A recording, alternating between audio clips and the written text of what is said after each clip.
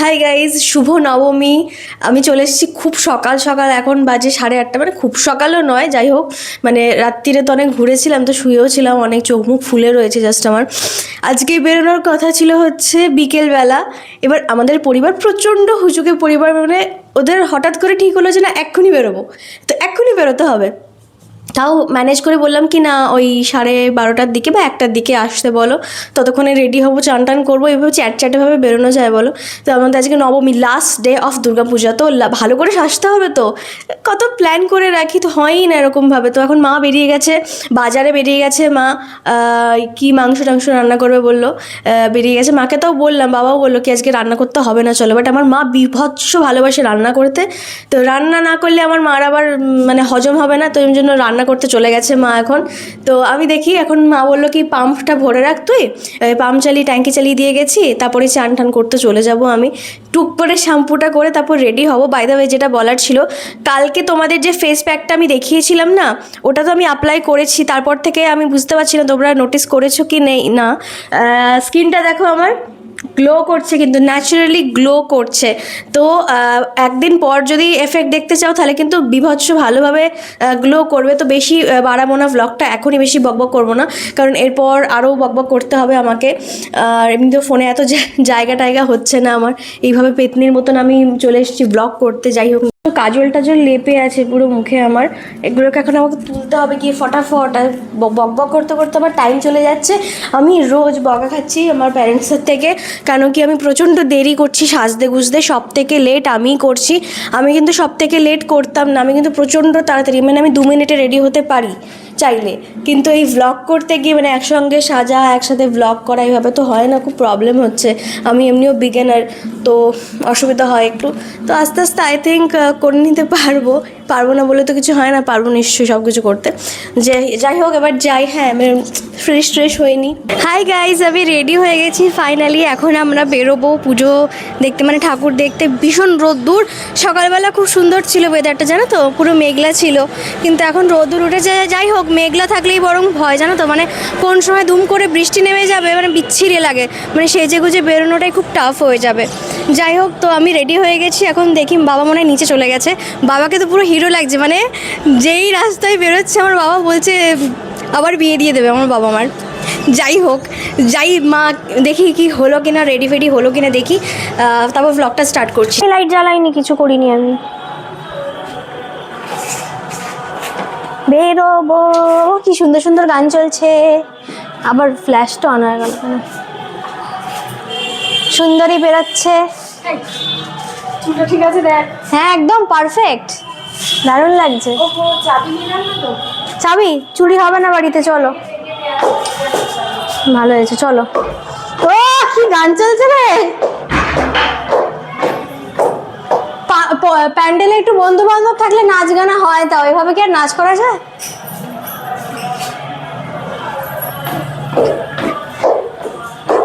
পুরোনো দিনের সব গান চলে, যখন ছোট ছিলাম তখনকার, বেশ মজা লাগে। সর বাবু। আচ্ছা, হ্যাঁ, টাটা। ফাইনালি এখন আমরা রাজেন্দ্রপুরের প্যান্ডেলে ঢুকেছি, সেটা এক্সট্রিমলি সুন্দর প্যান্ডেল করেছে, তো বাকিটা ওখানে গিয়ে দেখছি, চলো।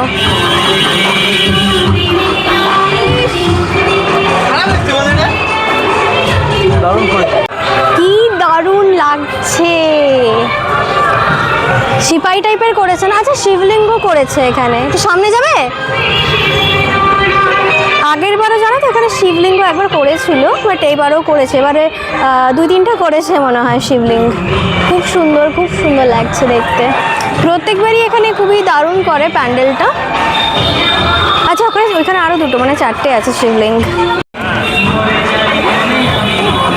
হাওয়া দিচ্ছে গো, ঘুম হচ্ছে,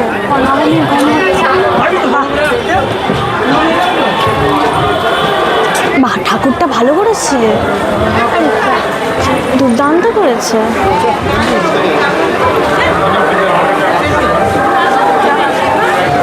এক্সকিউজ মি,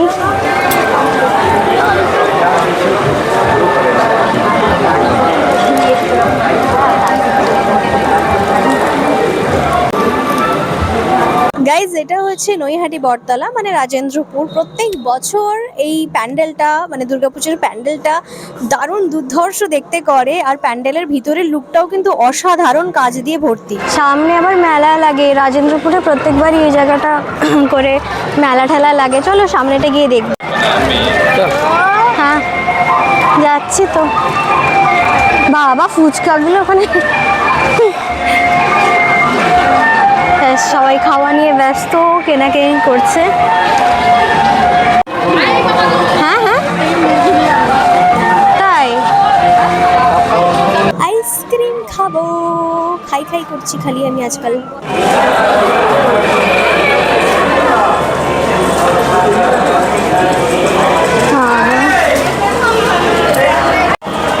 হ্যাঁ এই কানের দুল, আংটি নয় এটা, 20 টাকা করে। আমি এটা নিচ্ছি। কালারফুল জিনিসপত্র বসেছে এখানে, তারপর ওই জগ টকগুলো খুব সুন্দর বসেছে। হ্যাঁ যাইতেছি মাতা। বা ভালোই তো লাগছে দেখতে। ঘেমে ঘেমে খুব বাজে অবস্থা। ওরা তো এখানে শপিং করছে, রোদ্দুরে পুরো ঘেমে নষ্ট হয়ে গেলাম বাবা। বাট মেলাটা কিন্তু খুবই সুন্দর জানো তো, একদমই সুন্দর মেলা। বাট এত বেশি গরম, এত বেশি রোদ্দুর, উফ। কি হলো? তাড়াতাড়ি গাড়ির জন্য গাড়িটা সারাবেও না, মানে শুধু উঠে যাচ্ছে পায়ে ধসা লেগে থাকো তো বাবা। ছিঁড়ে গেল। ফাইনালি বাড়িতে এলাম বাবা। যাই, ম্যাকি চিল্লাচ্ছে এদিকে। একটাই ঠাকুর দেখলাম, বেশি দেখা হয়নি। বিকেলে হয়তো বেরোবো একবার। বিভৎস লেভেলের গরম, মানে এখন তো মোটামুটি দুপুর 2টো বেজে গেছে, তো এই জন্য আসলে বেশি গরম পারা যাচ্ছে না। এদিকে ওরাও হাঁপিয়ে গেছে, পারছে না। তো বললো কি, বাবা মাইক বেঁকে গেছে, তো বললো কি চল বিকেলে বা রাত্রিরে তাহলে বেরোবো। তো বাকিটা রাত্রিরে কভার করবো। একটু যাই, একটু গড়াগড়ি খাই বিছানায়। আমি আর পাচ্ছি না, এনার্জি শেষ আমার।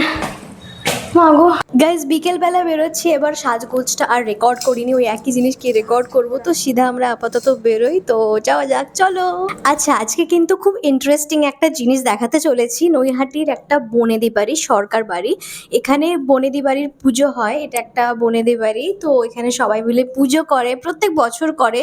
আর প্রত্যেক বছরই একই স্টাইলেরই সাজায়, সেই হলুদ টুনি লাইট দিয়ে সাজায়। প্রতিমাটাও প্রায় একই রকমেরই রাখে, হয়তো কিছু ইতিহাস আছে এর পিছনে। তো এই হচ্ছে প্রতিমা, খুব সুন্দর লাগছে দেখতে। আমি প্রত্যেক বছর এখানে আসি। আমরা প্রত্যেকবার অ্যাকচুয়ালি অষ্টমীর দিনে আসি, তো এবার অষ্টমীতে আসা হয়নি, তাই নবমীতেই এলাম। মানে লোকালটা আমরা ঘোরার চেষ্টা করছি একটু নবমীর দিনে, কারণ বাইরের যে ঠাকুরগুলো ছিল অন্যদিন আমরা অলরেডি ঘুরে নিয়েছি। এমনিও নবমীর দিনে ঘর যেতে ইচ্ছেই করে না, কারণ আজকেই দুর্গাপূজার লাস্ট ডেট। আর এটা হচ্ছে নৈহাটির একটা ফেমাস মনসা ঠাকুর পুজো হয় এখানে, আর আশেপাশে সাজিয়েছে বাকি।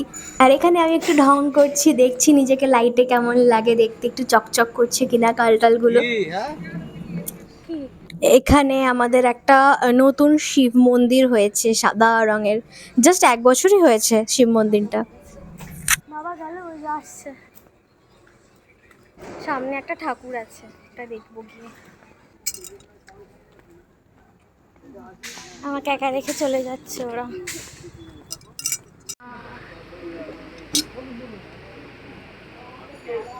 আমি আবারও শাড়ি পরবো না করে আবার শাড়ি পরে নিয়েছি। উল্টে আবার মার শাড়িটাই পরে নিয়েছি। এই শাড়িটা আমার খুব পছন্দ ছিল, মানে মা যখন কিনছিল তখনই মাকে বলেছিলাম আমাকে কিন্তু পরিয়ে দেবে, এই শাড়িটা আমার খুব পছন্দ হয়েছে। বাট ওই যতই পরে যাই না কেন শাড়ি পরে একটু ভালো লাগে দেখতে, নবমীর দিন বলে কথা। আর এটা আর একটা ঠাকুর, এটা আমার স্কুলের সাইডের ঠাকুর। আমি যখন ছোট ছিলাম, যে স্কুলে পড়তাম সেইখানকার ঠাকুর এটা। হাই,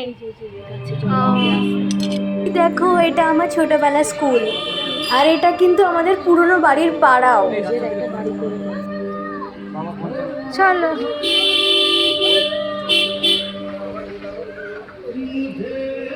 চলো, এটা আমাদের পুরনো বাড়ির পাড়ার ঠাকুর। কি মিষ্টি করেছে মুখখানা। গাইজ এরপরে আর আমাদের হাঁটার শক্তি নেই, আমি খুব হাঁপিয়ে গেছিলাম, মানে এত হাঁপিয়ে গেছি আমার আর কথা বলারও ক্ষমতা নেই, সিঁড়ি দিয়ে উঠতে অবধিও পারছি না আমি। তো ব্লগটা আমি এখানেই এন্ড করছি, সাবস্ক্রাইব করে দিও।